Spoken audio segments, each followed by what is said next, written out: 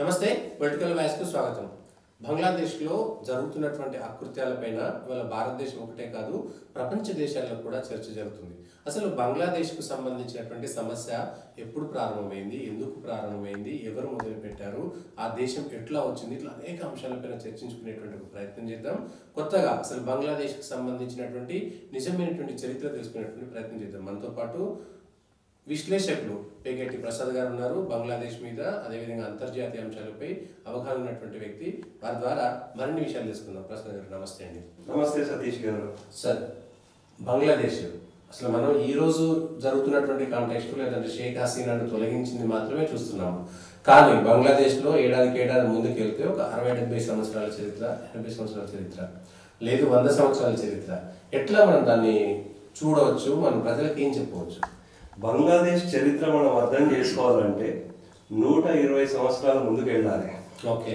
So అక్కడ మనకి ఏంటంటే లార్డ్ కర్జన్ అనే వైస్రాయ్ ఎవరైతే ఉన్నారో బ్రిటిష్ పాలనలో ఆయన సమయంలో ఏంటంటే 3 విభాగాలు చేశారనమాట. East Bengal, west Bengal, Assam. Okay. ఇది వరకు మొత్తం కలిసే ఉండేవి అనమాట. అవి వాళ్ళు ఎందుకు చేశారంటే సరే వీళ్ళు మతంని విడదీయడం అప్పటి నుంచే స్టార్ట్ అయింది అనమాట.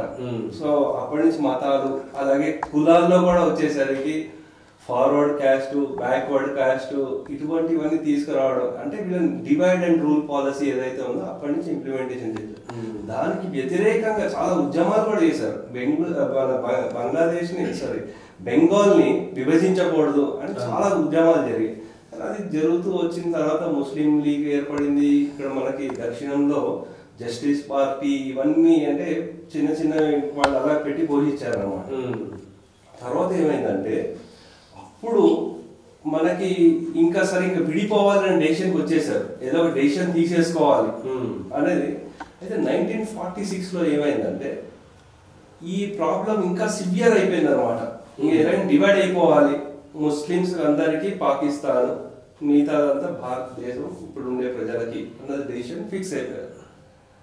సో చాలా మంది అనుకుంటారు మన షేక్ హసీనా తండ్రి గారు ఎవరైతే ఉన్నారో ముజిబుర్ రెహమాన్ గారు, ఆయన చాలా మంచి వ్యక్తి, అన్ని మతాలని గౌరవిస్తారు అలా అనుకుంటారు. యాక్చువల్లీ డైరెక్ట్ యాక్షన్ డే జరిగింది ఏదైతే ఉందో 1946 లో, ఆయన చాలా ఇంపార్టెంట్ పాత్ర ఉంది. ఆ టైంలో బెంగాల్ సీఎం ఎవరైతే ఉన్నారో వాళ్ళతో ఈయన చేతులు కలిపి బ్యాక్ అండ్ ప్లానింగ్ అంతా చేసి కొన్ని వేల కుటుంబాలు చనిపోయాయి అప్పుడు. అది అయ్యింది అంటే అప్పుడు ఆయన సొంత ఆటోబయోగ్రఫీలో రాసుకున్నారు ఇలా తప్పులు జరిగాయి నా వైపు నుంచి కూడా. ఆ టైంలో ఏంటంటే మనకు ఇస్లాం దేశం కావాలి అన్నది ఒకటే మా మైండ్ లో ఉంది, మాకు ఇంకేం లేదు అన్న ఉద్దేశంతో ఆయన ముజిబుర్ రెహమాన్ గారు కూడా చాలా క్రియాశీల పాత్ర వహించారు అనమాట. ఈ విషయం మనకు బయటకి ఎక్కడ రాదు. అయితే దాని తర్వాత ఏమైంది, దేశ విభజన అయిపోయింది. పాకిస్తాన్ వైపు వచ్చేసరికి ఏమైంది, east Pakistan, west Pakistan. Actual చెప్పాలంటే ఇప్పుడు మన భాగ్యనగరం హైదరాబాద్ ఏదైతే ఉందో నిజాం పరిపాలన, దీన్ని సౌత్ పాకిస్తాన్ చేయాలనే ప్రపోజల్ ఉంది. సరే అది వేరే చర్చ అది. అయితే ఇక్కడ ఏంటంటే వాళ్ళ గవర్నమెంట్ ఏర్పడిన తర్వాత బెనజీర్ భుట్టో గారి తండ్రి గారి సహాయంలో ఎలక్షన్లు జరిగాయి పాకిస్తాన్. మొత్తం యునైటెడ్ అంటే వాళ్ళకి ఈస్ట్ పాకిస్తాన్, వెస్ట్ పాకిస్తాన్ లో జరిగింది అనమాట.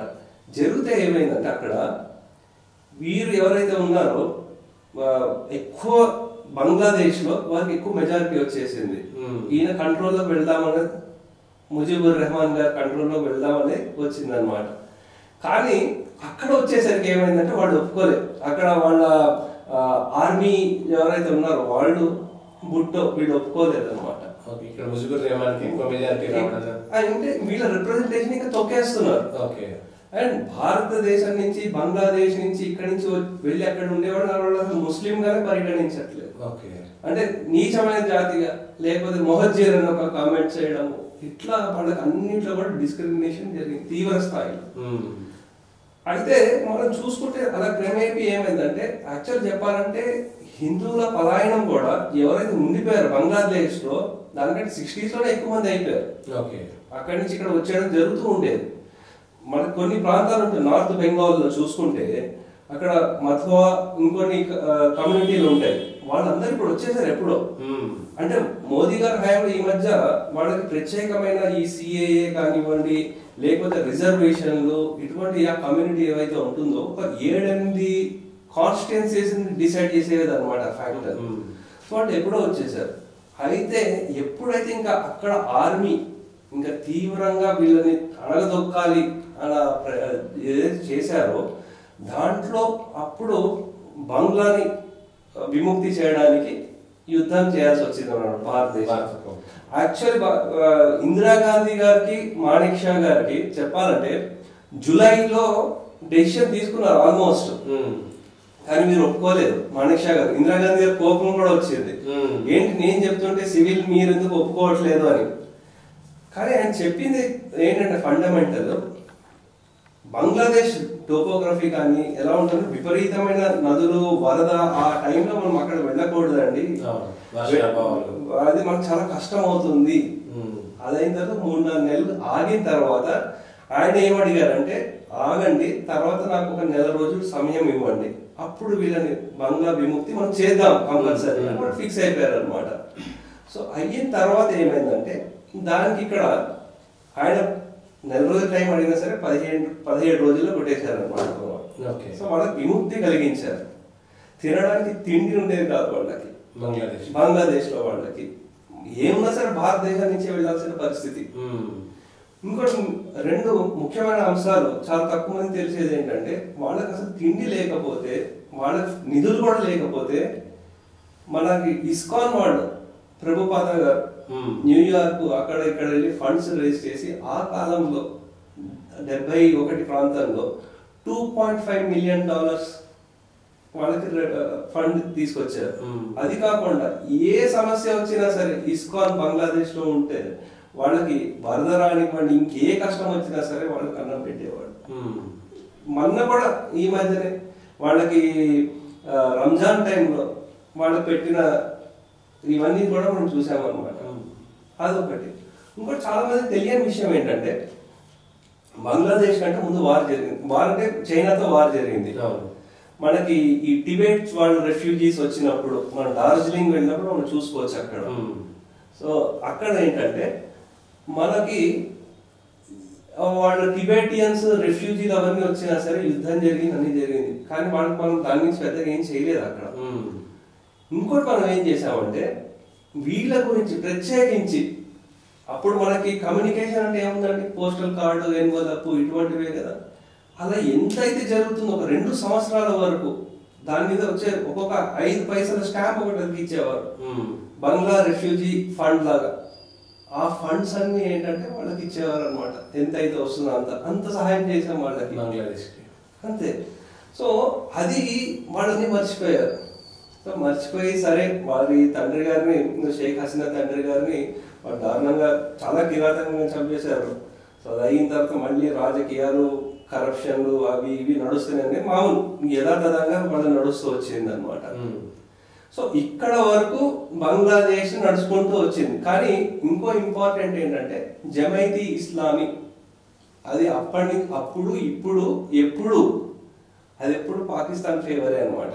అక్కడ ఉండేది మతతత్వ పార్టీ అది. అక్కడ వాళ్ళు కాకుండా 2 పార్టీలు, అవామీ లీగ్ ఎవరైతే ఉన్నారో, షేక్ హసీనా గారు బిఎన్పి బంగ్లాదేశ్ నేషనల్ పార్టీ, ఇవి 2 పార్టీల మధ్య ఎప్పుడు పోరు ఉండేది.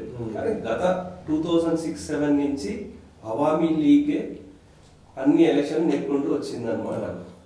సో అక్కడి నుంచి వారికి కంటిన్యూస్ అంటే కరప్షన్ ఛార్జీలు వచ్చాయి, ఎక్కడ చూసినా సరే ఇవి వస్తూనే ఉన్నాయి. అయినా కానీ పాపులర్ ఓట్ మాత్రం ఆవిడకు ఉంది. అది హిస్టరీ అప్పటి నుంచి ఇప్పటి వరకు అనమాట. సో దీంట్లో తర్వాత చూసుకోవాల్సింది ఏంటంటే ఇంపార్టెంట్ అంశము, అంతా బాగానే ఉంది కదా, మరి బంగ్లాదేశ్ సమస్య ఎందుకు ఇప్పుడు ఎందుకు రావాలి, ఇన్ని ఏళ్ళ తర్వాత ఈ సమస్య ఎందుకు రావాలని మొదలవుతుంది. సో ఎందుకని చూస్తే మనము ఒక ఇంపార్టెంట్ మనకి ఒక సామెత ఉంది, ధనం మూలం ఇదం జగత్.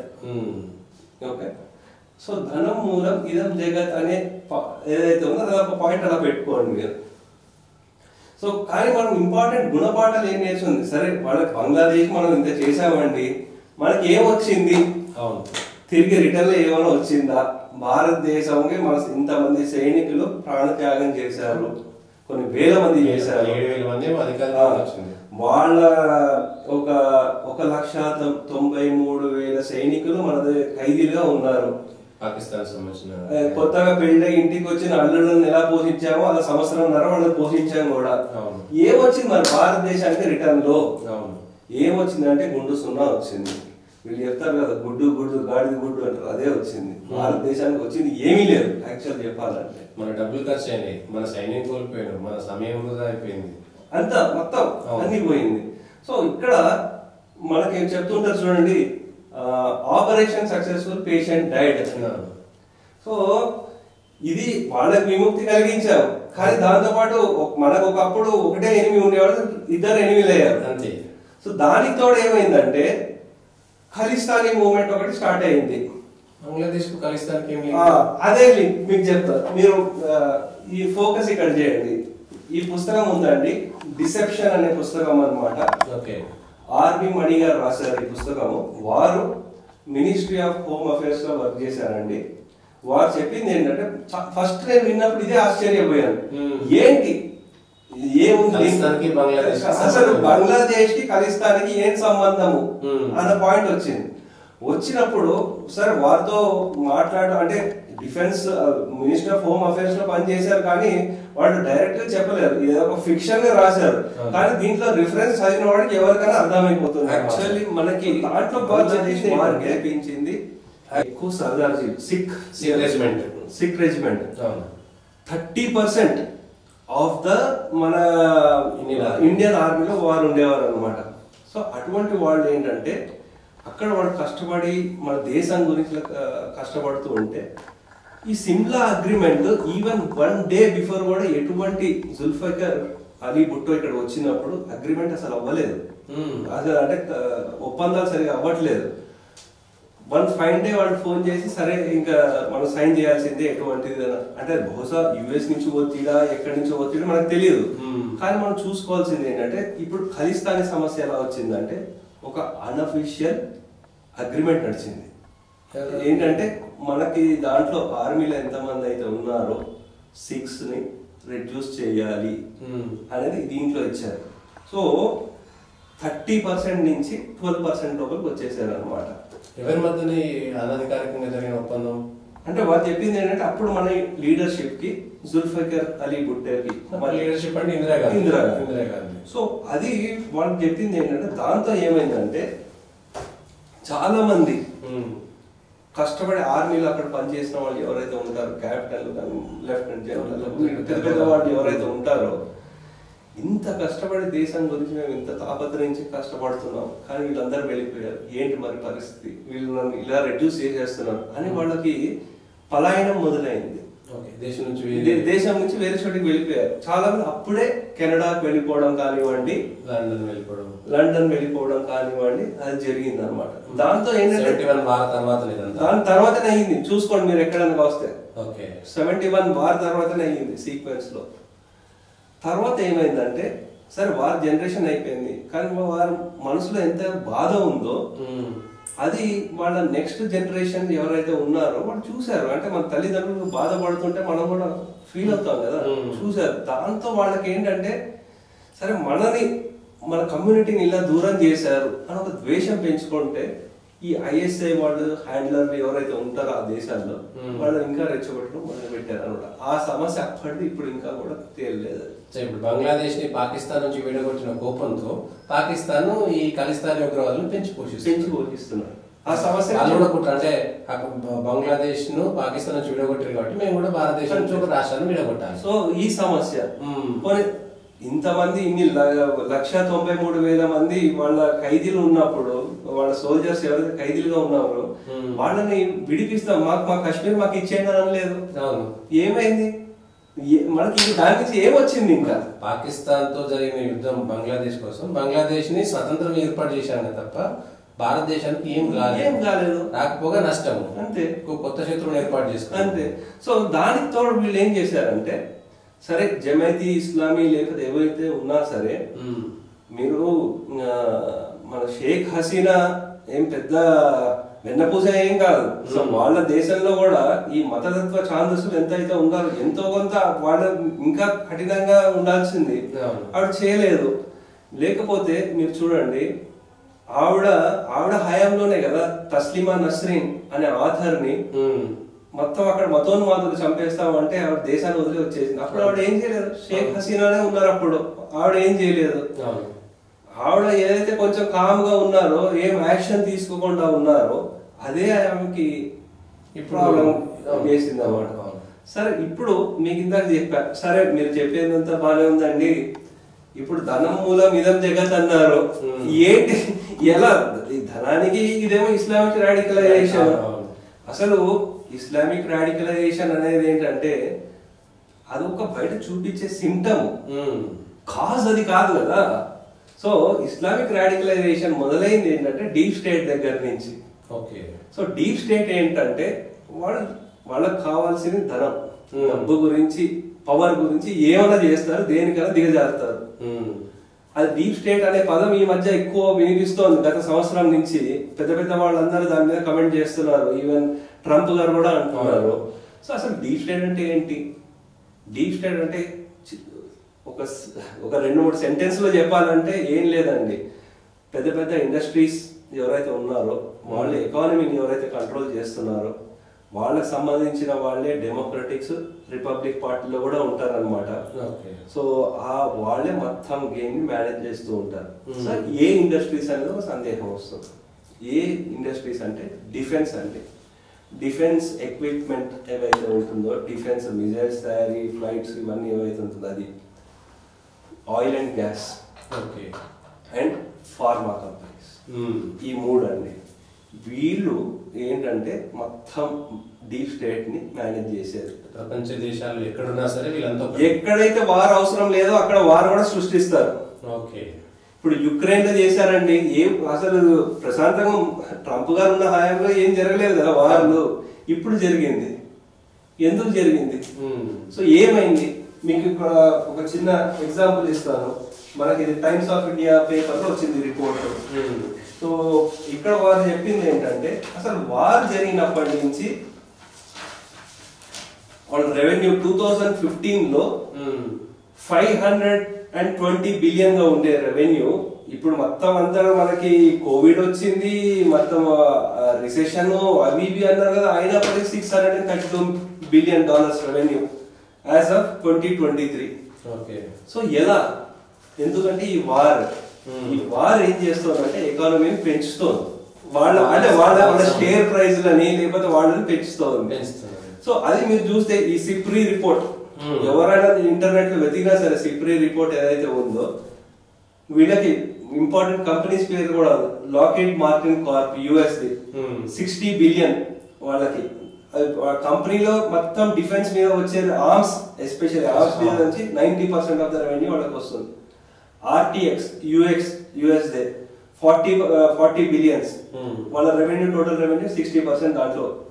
నార్త్ గ్రూప్మెన్ కార్ప్ యుఎస్దే, సో వాళ్ళకి 91% ఆఫ్ ద రెవెన్యూ, అంటే వాళ్ళ $35 బిలియన్ ఉంటే 31-32 మొత్తం ఆర్మ్స్ అంటే వీళ్ళ పెంచుతోంది అనమాట. సో అందు గురించి ఇప్పుడు మనం చూస్తే ఇప్పుడు రోగికి పూర్తిగా రోగం పోయింది అనుకోండి, ఇంకా మందుల సంస్థ మూసుకోవాల్సిందే. అలాగే ఇది కూడా యుద్ధాలు లేకపోతే ఆర్మ్స్ కంపెనీలు కూడా మూత పెడతాయి. సో ఇప్పుడు ఇంకోటి ఏంటంటే ఇక్కడ మనం చూడాల్సింది, సరే బాగానే ఉంది డీప్ స్టేట్ అంటే మనకి ఏంటంటే అర్థమైంది, కానీ వాళ్ళకి అసలు ఇక్కడేం పని అండి, బంగ్లాదేశ్ లో ఏం పని అని ఇంకో సందేహం వస్తుంది. ఇప్పుడు చైనా వాళ్ళకి ఏంటి, ఎక్స్పాన్షనిస్ట్ వాళ్ళది కూడా యాటిట్యూడ్. భారత్ ని ఎలాగైనా చికాకు పరచాలి. ఎలా చికాకు పరచాలి అంటే భారత్ చుట్టూ pearl of strings and strategy ఒకటి వాళ్ళు ఏర్పరిచారు. సరే మనకి మాల్దీవ్స్, శ్రీలంక, ఇంకా అటు పోతే ఇవన్నిట్లో కూడా వీళ్ళు ఒకటి. అలాగే చైనాకి చుట్టుపక్కల ఉండే కంట్రీలు కూడా చైనాకి ఎగెన్స్ట్, ఎందుకంటే ఎక్స్పాన్షనిస్ట్ యాటిట్యూడ్ అదొకటి ఉంది. సో నెక్స్ట్ ఏమో ఇంకోటి ఇది నడుస్తుంది. కానీ వీళ్ళకి ఏముంది, మెయిన్ చైనాని ఎదగకుండా చూడాలి, అంటే చైనా ఎలాగైనా కంట్రోల్ చేయాలి. ఈ ఇండియన్ ఓషన్ వాటర్స్ ఏవైతే ఉందో వాళ్ళని కంట్రోల్ చేయాలి. అలాగే ఈ వాటర్స్ కంట్రోల్ తో పాటు భారత్ ఎకానమీ కూడా ఎలా పెరుగుతోంది. 2014 లో ఫ్రెజైల్ 5 ఉండేది, ఇప్పుడు టాప్ 5 లో వచ్చింది. మోదీ గారు ఏమో ఇంకా టాప్ 3 లోకి వచ్చేస్తామేమంటున్నారు. సార్ భారత్ ని ఎలాగైనా తొక్కి పెట్టాలి, లేకపోతే వీళ్ళు ఇంకో చైనా అయి మనకి ఏక మేకే కూర్చుంటారు అని భయం. అయితే వాళ్ళకి దానికి ఏం చేశారు, ఈ సెయింట్ మార్టిన్ ల్యాండ్ ఏదైతే ఐలాండ్ ఏదైతే చిన్న ఐలాండ్ అనమాట. మీకు ఈ బంగ్లాదేశ్ మ్యాప్ చూపిస్తాను. ఇది బంగ్లాదేశ్ మ్యాప్ అండి.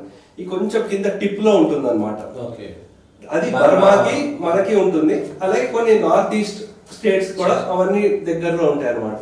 సో దాన్ని కంట్రోల్ చేద్దాము. అంటే మీకు కొంచెం హిస్టరీలోకి వెళ్తే ఇండోనేషియా కింద ఈస్ట్ టెమర్ అని ఒకటి ఉంటుంది, చిన్న ఐలాండ్. దాంట్లో వీళ్ళ ఫోర్సెస్ ఒక సపరేట్ కంట్రీనే ఏర్పాటు చేశారు. సేమ్ అదే స్ట్రాటజీని యూజ్ చేసి ఇక్కడ ఈ సెయింట్ మార్టిన్స్ ఐలాండ్ మీద గ్రిప్ తెచ్చుకుందామని. సో దాంతో ఏమవుతుందంటే చైనాని కంట్రోల్ చేసి వీళ్ళని కంట్రోల్ చేయొచ్చు అనే ధోరణికి వచ్చారు. యాక్చువల్లీ మన షేక్ హసీనా గారు స్టేట్మెంట్ కూడా ఇచ్చారు మేలో. సో ఏంటంటే వీళ్ళు దీని మీద ఎలాగైనా కబ్జా చేయాలని చూస్తున్నారు. ఒక వైట్ మ్యాన్ నాకు ఆఫర్ కూడా ఇచ్చారు, ఇది ఒప్పుకుంటే మీకు ఇంకా 10 సంవత్సరాలైనా సరే ప్రైమ్ మినిస్టర్ గా ఉండొచ్చు, మీకు ఎటువంటి ప్రాబ్లం లేదు అని నాకు చెప్పారనమాట. సో అది ఈ డీటెయిల్స్ లోకి వెళ్తే మనం చూస్తాం కూడా అదే. అయితే ఏంటి ఈవిడ సరే వీరికి కౌంటర్ గా ఏంటంటే చైనాతో సత్సంబంధాలు, లేకపోతే ఈవిడ ఆడిన గేమ్ ఎలా ఉండేదంటే భారత్ దగ్గర నుంచి ఏమైనా డిమాండ్ కావాలి, లేకపోతే ఏమైనా కావాలంటే చైనా చూపించడం, చైనాకి ఏమైనా కావాలంటే భారత్ చూపించడం, అలా చేశారు. సేమ్ అదే స్ట్రాటజీ ఆవిడ ఏంటి రష్యాతో చూపిద్దాం అనుకున్నారు. రష్యా వాళ్ళ ఫ్లీట్ ఫస్ట్ టైం వాళ్ళ ఎయిర్ క్రాఫ్ట్స్ వచ్చి డ్రిల్ ఈ వాటర్స్ లో చేసింది బంగ్లాదేశ్ లో. దాంతో ఏమైంది ఇంకా తీవ్ర స్థాయికి అయిపోయింది అనమాట. అంటే వీళ్ళు ఏం చేశారు మీరు చూడండి, అబ్జర్వ్ చేయండి, ఇంటర్నల్లీ డిస్టర్బెన్స్ స్టార్ట్ చేశారు అనమాట. ఎలా స్టార్ట్ చేశారంటే ఏ సమస్య అయినా చూడండి జుడిషియరీతో స్టార్ట్ అవుతుంది. వీళ్ళ వాళ్ళు బంగ్లాదేశ్ అయినా సరే మణిపూర్ కూడా జుడిషియరీ నుంచే స్టార్ట్ అయింది. అలా పాకిస్తాన్ లో కూడా చూడండి ఇమ్రాన్ ఖాన్ జుడిషియరీతో నుంచే స్టార్ట్ అవుతోంది. సో ఇలా జుడిషియరీ దగ్గర నుంచి ఏదో జడ్జిమెంట్ చేయడము, వీళ్ళు ఏదో అన్యాయం చేసేస్తున్నారని చెప్పడం, రాజ్యాంగాన్ని మార్చేస్తున్నారని చెప్పడం, డిస్టర్బెన్సెస్ క్రియేట్ చేయడం, దాంతో ఏ గవర్నమెంట్ అయితే ఎన్నుకున్నారో ఆ గవర్నమెంట్ పడగొట్టడం. సేమ్ భారత్ లో కూడా ఇప్పుడు రాజ్యాంగం అదే మీ భారతదేశంలో కూడా ఈ డీప్ స్టేట్ వాళ్ళు ఎలా ఉంటుందో అది ఎక్స్ప్లెయిన్ చేస్తాను డీటెయిల్ గా. సో ఇదేంటంటే అలా అడగదొక్కడం మొదలు పెట్టారు అనమాట. అది ఏంటి స్టూడెంట్స్ వాళ్ళకి ఎలా ఉంటుందండి, మీరు ఒకప్పుడు స్టూడెంట్, నేను స్టూడెంట్, ఎవరో చెప్పారు ఇన్ఫ్లుయెన్స్ అయిపోయారంటే ఇంక మనకి ఆ ఆవేశం ఉంటుంది, ఉడుకు రక్తం. చాలా మంది ఇలా ఉద్యమాల్లో వాళ్ళ కెరియర్ ని ప్రాణాలని త్యాగం చేసిన వాళ్ళు ఎంతో మంది ఉన్నారు. సో దాంతో వాళ్ళు అలా ముందుకు వెళ్ళిపోయారు. సరే వెళ్ళి వీళ్ళకి డీప్ స్టేట్ కానీ చైనా కానీ వాళ్ళది ఎప్పుడు టాప్ డౌన్ అప్రోచ్ అనమాట. పైన ఉండేటప్పుడు లేపేయడమే. $1 బిలియన్ స్పెండ్ చేస్తుంది వారి మీద. అంటే నీ నిధులంతా దాని మీదకే యుద్ధం మీదకే వెళ్ళిపోతుంది. ఒక యుద్ధం జరిగిందంటే రిటర్న్ ఏముండదు కదా. సో ఆ పర్పస్ కూడా అంటే భారతదేశం ఒక ఎకానమీ ఏవైతే ఉందో మొత్తం యుద్ధంలో పెట్టించేయాలి, ఆర్థిక వ్యవస్థ నిర్వీర్యం అయిపోవాలి అంతే. సో దాంతో ఏంటంటే వీళ్ళని భారతదేశం ఎలా యుద్ధం అంటే ఇది ట్రాప్ అనమాట. ఆ ట్రాప్ వాళ్ళు ఎలా యూజ్ చేస్తున్నారు, మన వాళ్ళ చేతనే, న్యూట్రల్ గా ఉండే వాళ్ళ చేత. లేకపోతే మీరు చూసే ఉంటారు ఒక 3-4 నెలల క్రిందట అమెరికన్ కాన్సులేట్ భారతదేశంలో వివిధ నగరాల్లో, భారతదేశంలో వివిధ నగరాలు ఇంక్లూడింగ్ హైదరాబాద్ లో కూడా కొన్ని సోషల్ ఇన్ఫ్లుయెన్సర్స్ కి ట్రైనింగ్ ఇస్తున్నాము. ఏంది ట్రైనింగ్ వాళ్ళు మనకి ఇచ్చేది ఇన్ఫ్లుయెన్సర్స్ కి ఏంటంటే రెచ్చగొట్టడాలు అనమాట, లోపల నుంచే రెచ్చగొట్టడాలు. వీళ్ళు ఏం చేయట్లేదు, ఏం మోదీ ఇలా అదొకటి చేస్తున్నారు. సో దాంతో ఇంకోటి నెక్స్ట్ మనం చూడాల్సింది ఏంటంటే అసలు బంగ్లాదేశ్ గ్రాఫ్ ఎట్లా ఉంది. మనకు ముఖ్య డిఫరెన్స్ 1971 ని ఇప్పుడు అసలు కంపేర్ చేయకూడదు. అప్పుడు హిందూ జనాభా 30% ఉండేది. మనం హిందూ జనాభానే కాకుండా అక్కడ ఉండే ముస్లిమ్స్ కూడా చాలా మంది పాకిస్తాన్ కి వ్యతిరేకంగా ఉన్నారు అప్పుడు. కానీ ఇప్పుడు ఏంటంటే ఇండియాకి వ్యతిరేకంగా అయిపోయారు. సో ఇండియాకి వ్యతిరేకం అయిపోయి ఎప్పుడైనా సరే ఆర్మీకి సరే వాళ్ళు బార్డర్ని వాళ్ళు సేఫ్ గార్డ్ చేస్తారు, ఇంకా ముందుకు వెళ్ళాలంటే అక్కడ లోకల్ సపోర్ట్ కావాలి. కానీ మనకు అక్కడ సపోర్ట్ లేదు ఇప్పుడు. ఇంకోటి ఏంటంటే వాళ్ళ వెనకాల డీప్ స్టేట్ ఒకటి ఉంది, వాళ్ళు సపోర్ట్ చేస్తున్నారు. సో అది కాకుండా మనం చూసుకుంటే ఈ బంగ్లాదేశ్ మ్యాప్ లో చూసుకుంటే ఆల్మోస్ట్ మనకి భారతదేశం మ్యాప్ ఎలా ఉంటుంది అలాగే ఉంటుంది, ఇలా లోపల ఎలా ఉన్నట్టు ఉంటుంది. చిట్టగాంగ్ ఇక్కడ బ్రౌన్ కలర్ ఏవైతే ఉన్నాయో హిల్స్ అవి ఉంటాయి, కొండలు గుట్టలు అవి ఉంటాయి, మిగతా అంతా ప్లెయిన్. సో ఈ ప్లెయిన్ ఏరియాస్ లో వెళ్ళినప్పుడు ఏమవుతుందంటే ఇక్కడ లోపలికి వెళ్తే ఇక్కడ లోకల్ సపోర్ట్ చేయకపోతే మన వాళ్ళు ఇక్కడ ఇరుక్కుపోతారు అనమాట. వాళ్ళని ఇంకా బయటికి తీసుకురావడానికి దానికి కష్టపడాల్సి వస్తుంది. అదే హిల్స్ ఉండే ఏరియాస్ లోకి వెళ్తే పైనుంచి మన ఎయిర్ ఫోర్స్ యూజ్ చేసి కొట్టడానికి ఉంటుంది అనమాట. సో ఇది ఇంపార్టెంట్. అందు గురించి మనకి మోదీ గారికి లేకపోతే మన సైన్యానికి డిఫెన్స్ కి కేపబిలిటీ లేదు, వాళ్ళ ప్లానింగ్ లేదు అని కాదు, వాళ్ళ ప్లానింగ్ ఉంది. ఎప్పుడంటే వాళ్ళు కొంతమంది డిఫెన్స్ ఎక్స్పర్ట్స్ తో మాట్లాడినా సరే వాళ్ళు చెప్పింది కూడా అదే.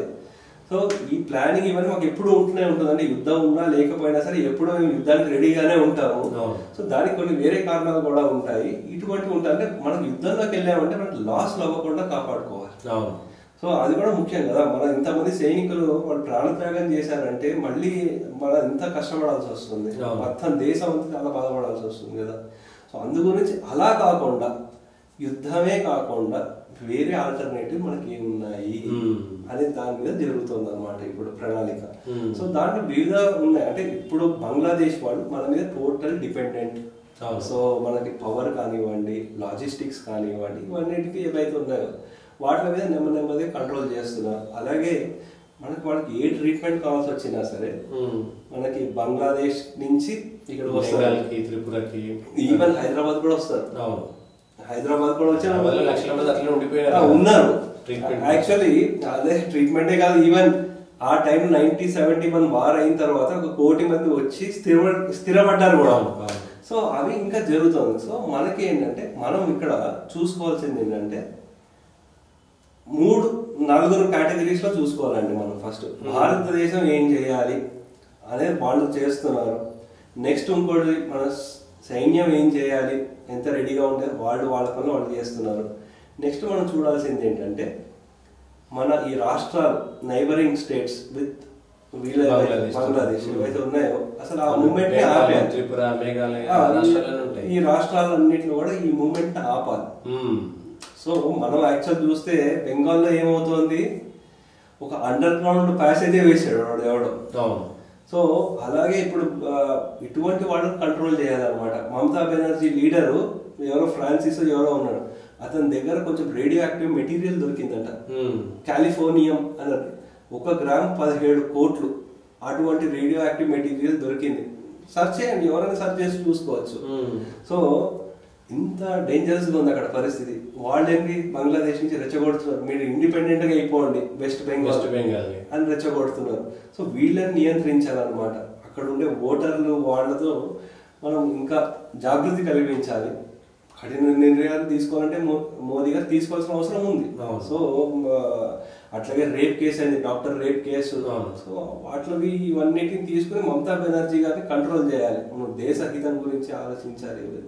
సో అస్సాంలో ఎలాగో హిమంత బిశ్వ శర్మ గారు ఉన్నారు, త్రిపురలో కూడా బీజేపీ గవర్నమెంట్ ఉంది. సో మిగతా కూడా ఏవైతే అక్కడ టైట్ చేయాల్సిన అవసరం ఎంతైనా ఉంది. సరే ఇప్పుడు మరి నేనున్నానండి, నాకు కూడా ఎంతో సాటి హిందూగా నాకు ఎంతో బాధ కలుగుతుంది. నేనేం చేయగలుగుతాను, నేనేం చేయాలి, నేనేం చేయాలి ఇప్పుడు? సరే మోదీ గారు చేశారు చేయలేదు ఏమున్నాయి డిబేటబుల్ పాయింట్. ఓకే, పోనీ హిందూగా నేనేం చేస్తున్నా, నా సాటి హిందూకి ఏదో ఒకటి అవుతున్నప్పుడు. సో మనం ఏంటంటే ఈ గ్లోబల్లీ మనం కూడా అవేర్నెస్ తీసుకురావాలి.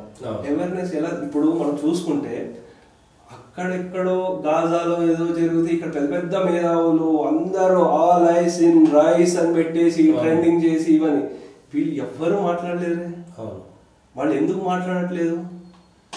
ఎందుకంటే అక్కడి నుంచి వాళ్ళకి ఫండ్స్ వస్తున్నాయి కాబట్టి వాళ్ళు ఏంటి, లేదు మీరు ఇలా చేయకపోతే మా వర్గం వాళ్ళు మీకు ఓట్లు వేయరు అని బెదిరింపులు వస్తున్నాయి. అందు గురించి ఏం చేస్తున్నారు వీళ్ళు, సరే అలాగే చేద్దాం, ఏముంది ఒక ట్రెండే కదా, ఒక ట్వీట్లో అమ్మ ఒక సెలబ్రిటీ పెట్టాడంటే అవును నిజంగానే ఏదో అయిపోతుంది, అసలు ఇన్హ్యూమన్ గా అయిపోతుంది, అసలు వాళ్ళు ఇన్ని బాధలు పడుతున్నారు. ఎవరికైనా సరే అండి అటువంటివి జరగకూడదు, కానీ జరుగుతుంది కదా. మీరు అన్ని చోట్ల సమంగానే ఉండండి. ఇన్ని వీడియోలు చూసినా సరే మీరు ఏం చేయకుండా నేను మొద్దు నిద్రలో ఉంటే కుదరదు కదా. సో అందుకోసం ఒక హిందువుగా మనం ఏం చేయాలంటే ఈ అవేర్నెస్ తీసుకురావడానికి వివిధ సంస్థలు ఈ వాళ్ళకి ర్యాలీస్ కానీ ఇటువంటివి చేస్తున్నారు. డెఫినెట్లీ చేయండి, పార్టిసిపేట్ అవ్వండి. ఇక్కడ నుంచి 3 కిలోమీటర్లు ఇక్కడే ఇందిరాబాద్ దగ్గర ధర్నా చౌక ఉంది, ఇక్కడ దగ్గర ఇవన్నీ జరుగుతుంది కదా, చేయండి, ఏమవుతుంది. సో ఇంతమంది ఉన్నారంటే వాళ్ళకి అక్కడ ఉండే హిందువులు కూడా అరే మన గురించి ఇంత తాపత్రయించి ఇంతమంది ఉన్నారా అని వాళ్ళకి కూడా మనోధైర్యం ఇచ్చిన వాళ్ళం అవుతాము. సో అలాగే కాకుండా ఇంకోటి ఏం చేయొచ్చు అంటే ప్రతి ఒక్కళ్ళు సోషల్ మీడియాలో ఉన్నారు, ఇన్స్టా, ఫేస్బుక్, ట్విట్టర్, ఏదో ఒక వేదికలో ట్విట్టర్ లో ట్రెండ్ గానో లేకపోతే ఏదో మీ మనోభావాన్ని వ్యక్తపరచండి, అదొక ట్రెండ్ లో పార్టిసిపేట్ చేయండి. వీళ్ళ ఆల్ ఐస్ అండ్ రైస్ అనేది బాగా రిజిస్టర్ అయిపోయింది. బట్ మన అక్కడ ఇస్కాన్ లో ఆయన ఎవరైతే ఉన్నారో ఆయన రిలీజ్ చేయండి ఒక ట్రెండ్, దాంట్లో పార్టిసిపేట్ చేయాలి. ఆల్ ఐస్ అండ్ బంగ్లాదేశ్ అని పెట్టొచ్చు, all ice and Bangladesh Hindus అనొచ్చు. అరే మనకు ఉండే శక్తి పీఠాల్లో ఒకటి ఉన్నది అక్కడ, నాగేశ్వర అమ్మవారి గుడి. సో వాట్ల మీద మనం సరే వీళ్ళు చేయలేదు వాళ్ళు చేయడం చెప్పడం చాలా సులువు, కానీ మనంతటా మనం ఏం చేస్తున్నాము, ఒక 10 నిమిషాల రోజుకి దాని గురించి చెప్పడం అదన్నా చేస్తే గ్లోబల్లీ కొంచెం ఇన్ఫ్లుయెన్స్ చేసేవాళ్ళం అవుతాము. గ్లోబల్లీ కాదు, లోకల్లీ కూడా. ఇప్పుడు లోకల్లీ అన్ని పార్టీలు వ్యతిరేకంగా మాట్లాడట్లేదు కదా బంగ్లాదేశ్ కి, కామ కూర్చున్నా మోదీ గారు మంచి ఇరకాటలో పడ్డారని ఉన్నారు. మరి మీరేం చేస్తున్నారు? వాళ్ళకు కూడా అరే మీరు దీని మీద ఎందుకు పార్టిసిపేట్ చేయట్లేదు? ప్రతి గ్రామ స్థాయి నుంచి అన్ని చోట్ల నుంచి ఆ చైతన్యం రావాలి. అది ఎందుకంటే ఈ సోషల్ మీడియా అనేది అందరి చేతుల్లోనే ఉంది కదా. ఇప్పుడు న్యూస్ ఛానల్ చేయట్లేదు, కొంతమంది చేస్తున్నారు, కొంతమంది ఏం మాట్లాడట్లేదు దాని గురించి. ఇటువంటి నేషనలిస్ట్ ఛానల్స్ ఏవైతే ఉన్నాయో మీరు అట్లీస్ట్ ఈ టాపిక్ తీసుకొస్తున్నారు. సో కొంతమంది అందుగురి ఇటువంటి అందరి దగ్గర సోషల్ మీడియా కూడా ఉంది, ఎక్కడ వెళ్ళిన న్యూస్ ఛానల్స్ కూడా ఇవి వెళుతాయి. కాబట్టి దయచేసి అందరికి, మన హిందువులకు అందరికి మీరు ధర్మ పాలన తర్వాత ఫస్ట్ ధర్మ రక్షణ చేయండి. ధర్మ రక్షణ తర్వాతనే ధర్మ పాలన. నువ్వు ఎంత ధర్మాన్ని ఎంత పూజలు పునస్కారాలు చేస్తున్నా సరే ధర్మ రక్షణ చేయకపోతే అది ఎందుకు పనికిరాదు. ఈ రోజు అంతమంది తల నరికినోడు రేపు నీ తల కూడా నరుకుతాడు. సో అందు గురించి ఫస్ట్ ధర్మాన్ని రక్షించుకున్న తర్వాత ధర్మాన్ని పాలించుకోవచ్చు. సో అదే అండి నేను చెప్పదలుచుకున్నది. ఓకే, థ్యాంక్ యూ ప్రసాద్ గారు. చాలా కీలకమైనటువంటి విషయాలు బంగ్లాదేశ్ పుట్టుక నుంచి ఇప్పటి వరకు జరిగింది. ప్రజలు ఏ విధంగా రిసీవ్ చేసుకుంటారు, ఎట్లా ఆలోచిస్తారో చూద్దాం. ఇది బంగ్లాదేశ్కు సంబంధించినటువంటి విషయంలో చాలా డీప్గా లార్డ్ కర్జన్ నుంచి మొదలైనటువంటి బంగ్లా ఎఫెక్ట్ 120 సంవత్సరాలు, అంటే ఒక బ్రిటిష్ వాడి ఆలోచన 120 సంవత్సరాల నుంచి తగలబడుతూనే ఉంది. కాబట్టి మనం ఏ విధంగా ఆలోచించాలనేటువంటి దానిపైన ప్రజలు ఒకసారి